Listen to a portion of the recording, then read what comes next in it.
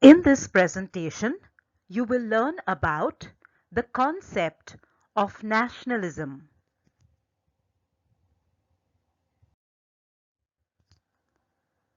Nationalism is a people's sense of belonging together as a nation.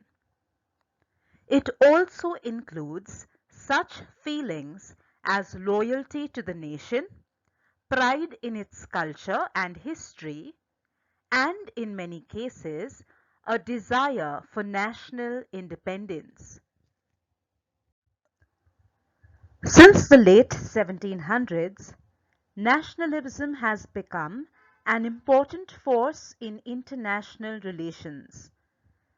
Nationalistic feelings, particularly the desire of each country to govern itself, have helped change the map of Europe several times since the 1800s.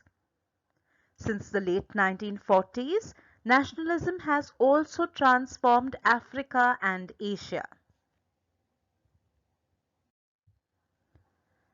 Nationalism is widespread today, but it once did not even exist. People have not always had a sense of nationhood. Early people felt that they belonged to cities or tribes. During the Middle Ages, people were loyal to a number of groups and rulers. For example, a French citizen might have owed loyalty to the Duke of Burgundy, the King of France, the Holy Roman Emperor, and the Pope. The rise of nationalism occurred along with the development of a political unit called the nation-state. A state is an area of land whose people have an independent government. A nation is a group of people who share a common culture, history, or language and have a feeling of national unity.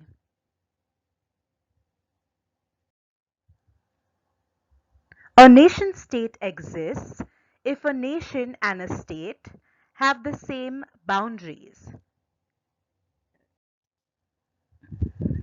Nation states began to develop during the late Middle Ages. Travel and communication improved, and as a result, people became increasingly aware of the part of their country that lay outside their own community. Loyalty to local and religious leaders began to weaken, and allegiance to kings grew stronger. By the 1700s, England, France, Spain, and several other countries had become nation states.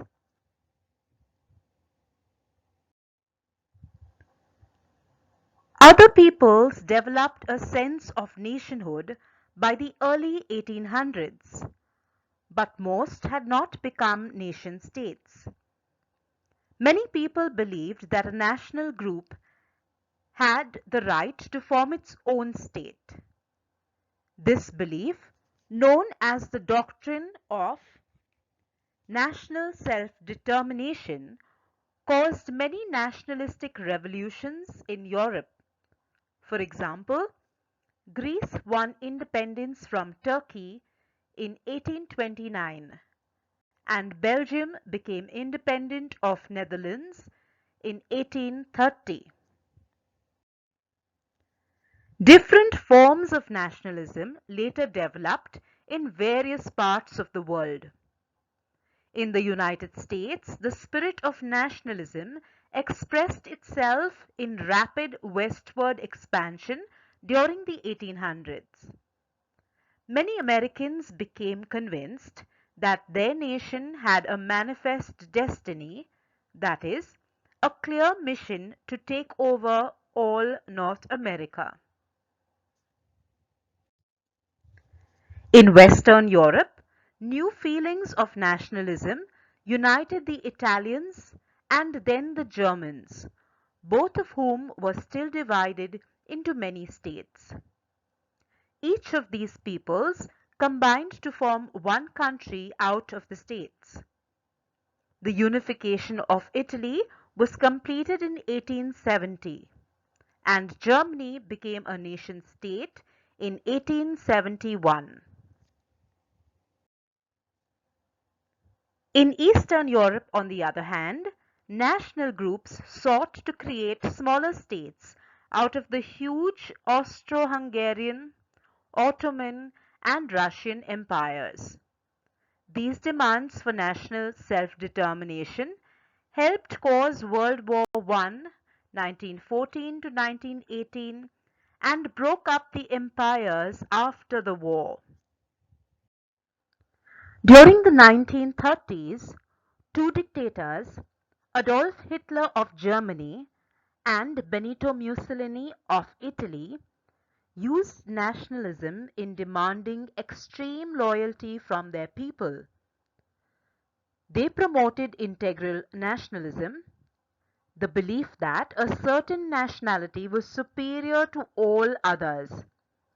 This idea also placed strict limits on who could claim that nationality. In support of integral nationalism, the Nazis killed millions of Jews and other people whom they considered inferior human beings. Germany and Italy also set out to conquer the world. Their actions helped bring on World War II, 1939 to 1945. After World War II, nationalism led many African and Asian colonies to demand self-government. India and Pakistan won independence from Great Britain in 1947.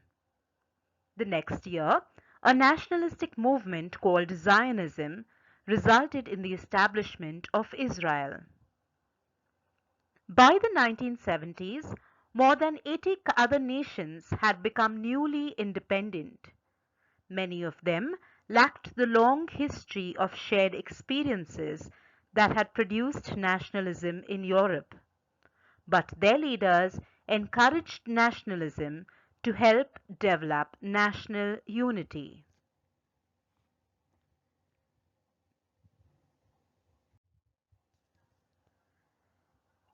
Effects of nationalism can be both good and bad. Nationalism gives people a sense of belonging and pride, and a willingness to make sacrifices for their country. They also take a greater interest in their nation's achievements in such fields as literature, sports, music, etc. But nationalism also produces rivalry and tension between nations. Desires for national glory and military conquest may lead to war. Extreme nationalism may result in racial hatred and in persecution of minority groups.